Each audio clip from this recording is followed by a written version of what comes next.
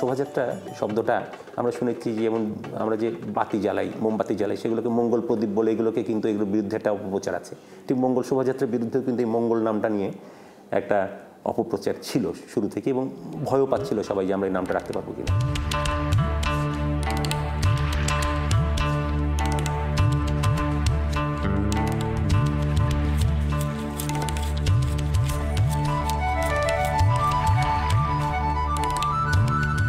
আমাদের ওই ছায়ানটের যিনি প্রতিষ্ঠাতাদের একজন ওয়াহিদুল হক এবং তার বন্ধু শিল্পী ইমদাদ হোসেন, এটা দুজন মিলে আসলে ওয়াহিদুল হকের সঙ্গে পরামর্শ করে এই নামটা ইমদাদ হোসেন রাখেন যে এটা মঙ্গল শোভাযাত্রাই হবে, আমরা এটাই রাখবো।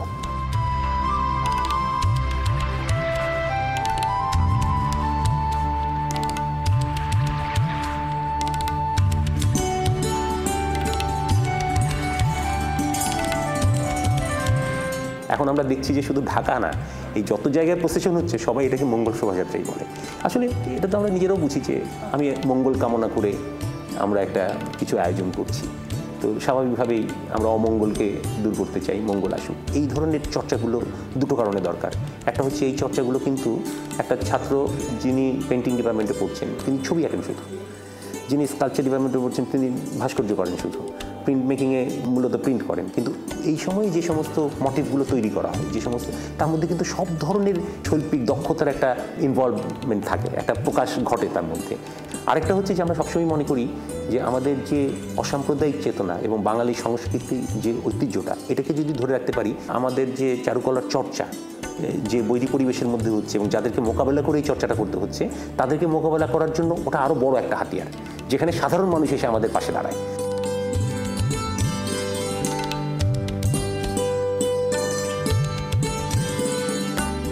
এই ধরনের মেলা, এই ধরনের উৎসব, এগুলো তো অসাম্প্রদায়িক চেতনার বিকাশে সহায়ক, ফলে এগুলোর বিরুদ্ধে ওরা লেগে যায়।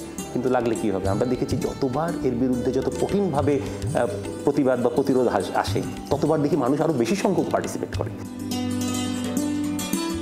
একটা ধর্মীয় দৃষ্টিকোণ থেকে দেখে যারা এর বিরুদ্ধে সবসময় এগুলোকে রুখে দাঁড়ায়, তারা একটা সুযোগ পেয়ে গেল এই ধরনের ত্রিমাত্রিক ভাস্কর্য সাদৃশ্য জিনিসগুলোকে, যেগুলো বড় বড় করে আমাদের লোকজ মোটিভগুলোকে তৈরি করা হয়েছে, সেগুলোকে এক ধরনের মূর্তি পূজা বা এই ধরনের বিষয় আশয়ের সঙ্গে সম্পৃক্ত করে, যেগুলো বন্ধ করুন, এগুলো কি হচ্ছে, এই সমস্ত মূর্তি পূজা এগুলো শুরু করেছেন আপনারা। এই ধরনের আমাদের একটা বিশ্বাস ছিল, সেটা হচ্ছে যে বাঙালি কিন্তু মানে উৎসবপ্রিয় একটা জাতি। তারা কিন্তু আপনি দেখবেন যে একটা মানুষকে বাড়িতে গেলে পরে কীভাবে আপ্যায়ন করে, তারা একটা ছোটোখাটো একটা অনুষ্ঠানকে একটা যার কোনো সামর্থ্য নেই সেও একটা কালারফুল অনুষ্ঠানে পরিণত করতে চায়। এটা আমাদের এই অঞ্চলের মানুষের, আমার মনে হয় একটা রক্তের মধ্যে একটা ব্যাপার আছে। এটা হিন্দু মুসলিম বৌদ্ধ খ্রিস্টান নির্বিশেষে এই একটা চরিত্র মানুষের আছে।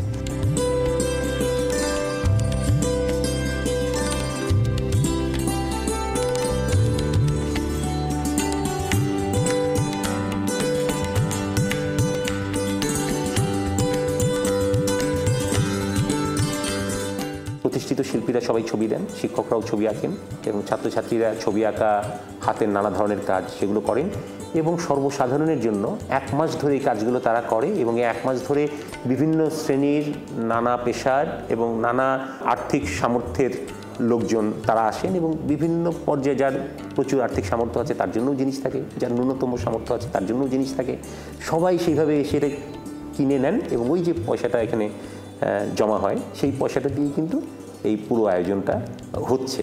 এবং এটার মধ্যে দিয়ে আমরা যেটা ভাবছি যে একটা হচ্ছে ছাত্রছাত্রীদের অনুষ্ঠান হয়ে যাচ্ছে, আর এই আমজনতা এসে যে ক্রয় করছেন তার মধ্যে দিয়ে এই শোভাযাত্রার উপর তার একটা অধিকার প্রতিষ্ঠিত হচ্ছে।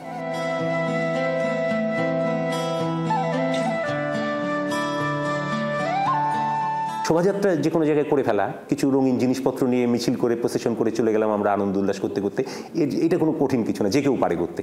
তো ঠিক এই জিনিসটাই হলো, এটা কিন্তু সত্যি সত্যি একটা উৎসবে পরিণত হয়ে গেল, যেখানে মানুষ যে কোনোভাবে এটার প্রকাশ ঘটাচ্ছে এবং এর সঙ্গে পার্টিসিপেট করছে।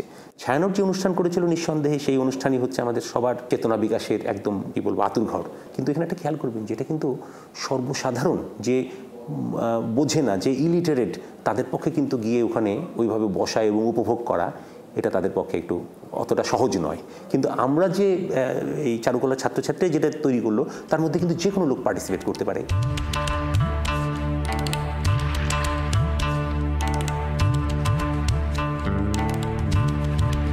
এগুলো তো ত্রিমাত্রিক।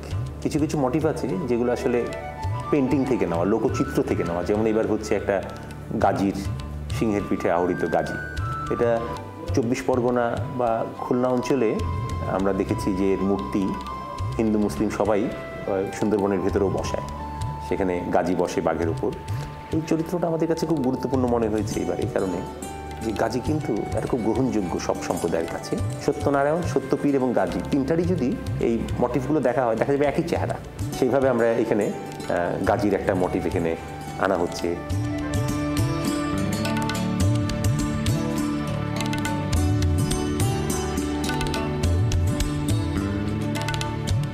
সংঘবদ্ধভাবে একটা কিছু করা, এইটা আমাদেরকে প্রথম ধারণাটা এলো 88 বন্যার সময়।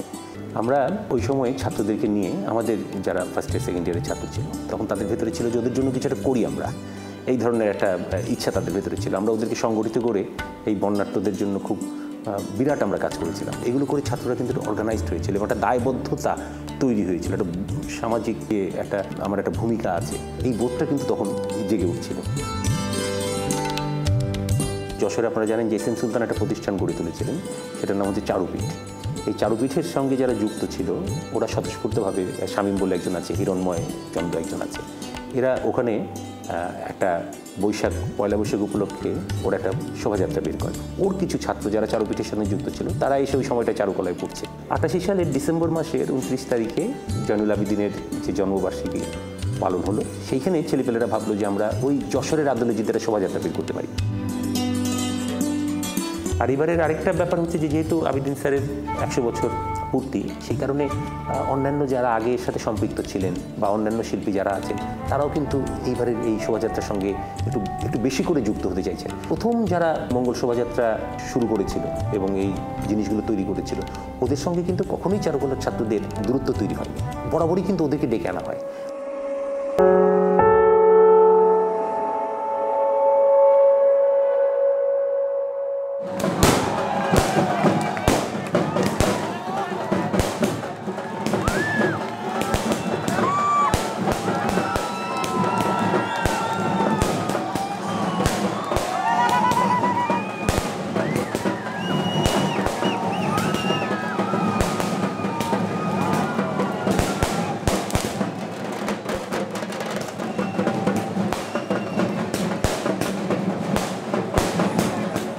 শুরুটা হলো জয়নুল উৎসব থেকে।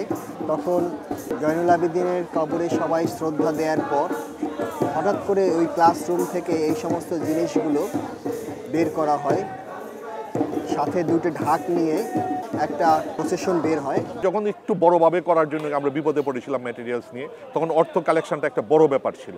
তো আমার মনে আছে যে আমরা পার্সোনালি আমরা প্রত্যেকে কিছু কিছু দিয়েছিলাম। অর্থের এতই ক্রাইসিস ছিল, বাঁশের স্ট্রাকচার তৈরি হয়েছে কিন্তু হাতির গায়ের চামড়া দেওয়ার সামর্থ্য আমাদের নেই। কাঞ্চন ভাই তার বাছা ছাদে ছিল মুরগির খামার, সেই মুরগির খামার থেকে চট খুলে দিয়ে একটা পোটলা করে উপর থেকে ফেললো নিচে এবং সে বলল তোমরা নিয়ে যাও, আমি রাতে এসে ওটাকে ডাই করে দেব। পরের দিন আমরা চট শুকিয়ে হাতির গায়ের আবরণ তৈরি করলাম। পোস্টারটা আমাদের ছাপানোর অবস্থা ছিল না, তরুণ ঘোষ ডিজাইন করলেন। ডিজাইনটা এত চমৎকার ডিজাইন হলো, এটা অনেক জায়গাতে আমরা এখন লোগো হিসাবে এটা ব্যবহার করছি। লোকশিল্পের উপাদানগুলোই আমাকে বেশি প্রভাবিত করেছে পোস্টার করার জন্যে, মুখোশ করার জন্যে। তখন তো কোনো কম্পিউটার ছিল না, হাতেই রাত্রের মধ্যেই হাতেই করে পরের দিনই প্রিন্ট করে ফেলানো হয়। পোস্টারটা পয়লা বৈশাখের আগের দিন এসছে, তা আমি তখন চারুকলার ছাত্র না, তা আমাকে দিয়েছে 10টা পোস্টার, বিভিন্ন জায়গা বলে দিয়েছে এখানে এখানে যাবে। তো আমি তখন একটা জায়গায় পোস্টার লাগাতে গেছি, তো একটা গাড়ির মধ্যে দেখে আঠা লাগাচ্ছি, তো হঠাৎ করে গাড়ির ড্রাইভার এসে মানে আক্রমণ রীতিমতো আর কি। কার গাড়ি এটা জানো?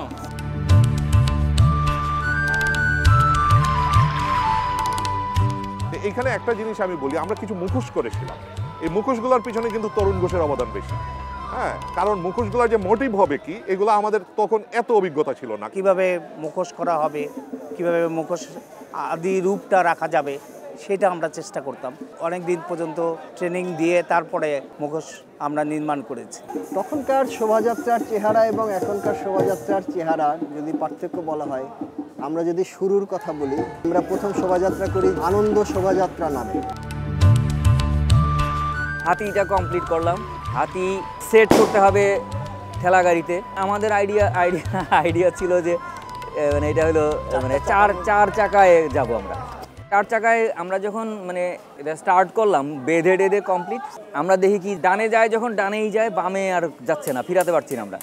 এরকম পরিস্থিতি যখন হলো তখন আমাদের একদম শেষ রাত, সারা রাত মিলে মানে এটা করা, মানে রীতিমতো 2টা ভাগ হয়ে গেল যে যা ইচ্ছা তাই করো, আমরা নাই।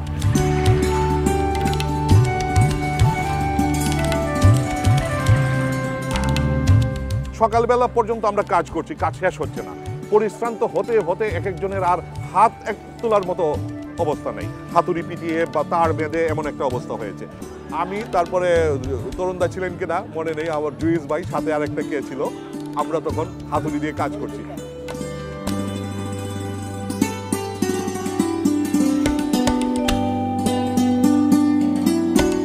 শেষ সময়ে যখন এটা রাস্তায় নামালাম, একদম ভোরের আগের মুহূর্তটা, আমরা দেখতে পাচ্ছিলাম যে শাহবাগ মোড় থেকে গাড়ি ঢুকে দেখতেছি কি জানি একটা জটলা, পাশাপাশি একটা হাতি দাঁড়ানো, বড় একটা হাতি দাঁড়ানো। জাস্ট পাবলিক লাইব্রেরির পরে এসেই মানে গাড়িগুলি থেমে যাচ্ছে, উল্টা দিয়ে ঘুরে আবার মানে চলে যাচ্ছে আর কি। আর র্যালি যখন আমরা শুরু করেছি, আমার মনে আছে যে আমরা যখন যাচ্ছি, ঋষিজের অনুষ্ঠান চলছে, সমস্ত লোক পাবলিক দৌড়ে এসে যোগ দিয়ে দিয়েছে। ছায়ানটের অনুষ্ঠানের সামনে যখন দেখি, ছায়ানটের অনুষ্ঠান থেকে রেলিং টপকে মানুষ হাজার হাজার লোক এসে আমাদের র্যালিতে যোগ দিয়ে দিয়েছে। ট্রাফিক পুলিশদেরও জানাবো, সেইটাও সুযোগ ছিল না আমাদের। প্রথমবার আসলে এত অর্গানাইজ ছিলাম না আমরা। পুলিশ আমাদের সাথে সাথে দেখছি যে এরকম রিদমে ঢোলের তালে তালে নাচছে। এক জায়গায় দেখলাম SM সুলতান, তিনি দাঁড়িয়ে আছেন বাংলা একাডেমির সামনে, যখন আসি তিনি দৌড়ে এসে আমাদের সামনে দাঁড়িয়ে গেলেন এইভাবে। এবং তারপরে তো বললাম, আমরা যখন ফিরি তখন 10,000 লোক।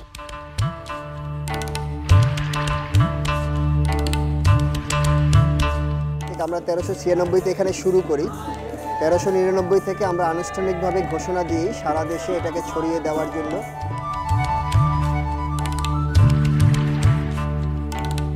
এইবার যে পোস্টারটা হয়েছে বা গতবার যে পোস্টার হয়েছে, সেগুলো কিন্তু সেই প্রথম দিকে যারা মঙ্গল শোভাযাত্রার সাথে যুক্ত ছিল, যাদের উদ্যোগে শুরু হয়েছিল, তারাই কিন্তু প্রত্যেকে পয়সা জোগাড় করে এই পোস্টার ছাপাচ্ছে, আমরা কিন্তু জানি না।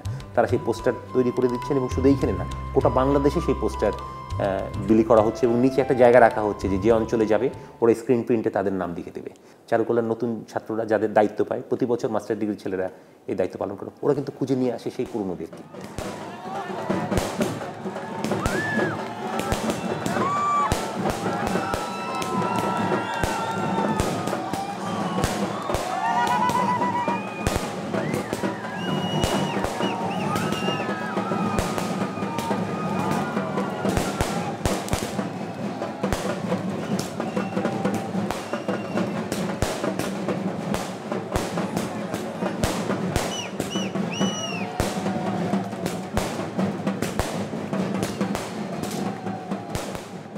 চারুকলা সবসময় একটা পরিবারের মতো থাকে, তাই এত বড় প্রোগ্রাম নামাতে আমাদের কখনোই অসুবিধা হয় না। 25 দিন বা 30 দিনের একটা ফ্রেম আমরা তৈরি করি, যার মধ্যে আমাদের কাজ শেষ করব। এখন এই 25-30 দিনের ফ্রেমটাকে শুরু হয়, এটা যেমন এবার শুরু হয়েছে 21 তারিখ থেকে, মোটামুটি আমরা 10 তারিখের পর থেকে আমরা কাজের স্টার্ট শুরু করি। মঙ্গল শোভাযাত্রার মধ্যে দিয়ে শুধু মঙ্গল শোভাযাত্রাটা সম্পন্ন হয় না, এর মাধ্যমে আমাদের যে জুনিয়র যে ছোট ভাইরা বা ছোট বোনরা আসতেছে, তারাও একটা অভিজ্ঞতার মধ্যে দিয়ে বড় হয় এবং তারাও 2-3 বছর পর আমাদের শূন্যস্থান পূরণ করে ফেলবে এবং তারা অভিজ্ঞ হয়ে এটাকে আরও বর্ণিল করবে। বেশ কিছু ফ্লাইওভার এই রাস্তাতে হওয়ার কারণে আমাদের যে বড় বড় আইটেমগুলো আমরা করি, বিভিন্ন রকম প্রতিকৃতিগুলো, ভাস্কর্যগুলো আমরা এটা ঠেলা গাড়িতে করে এবং হাতে করে যারা র্যালিতে থাকে তারা বহন করে, এইগুলো বেঁধে যেত। তাছাড়া ক্যাম্পাসের ভিতরে কিছু গাছ, ডালপালা, অতিরিক্ত ইলেকট্রিক তার, এইসবের কারণে আমরা আমাদের ইভেন্টগুলো নিয়ে মুভ করতে আমাদের অসুবিধা হয়। এটা ট্র্যাডিশনালি চলে আসছে পরম্পরায়, সেটাই কিন্তু ওয়ার্ল্ড হেরিটেজে যেতে পারে। কিন্তু ব্যবসায়িক ব্যাপার এসে গেলেই সেখানে কিন্তু আর ওয়ার্ল্ড হেরিটেজে পড়ে না। যার জন্য এখানে যেহেতু ইনভলভমেন্ট পয়সার কোনো নাই, কোনো ব্যবসায়িক আমরা কোনো স্পন্সর নিচ্ছি না কারো, আমরা নিজ উদ্যোগে করছি, অতএব সেই হিসাবে তো অবশ্যই এটা ওয়ার্ল্ড হেরিটেজে যেতে পারে।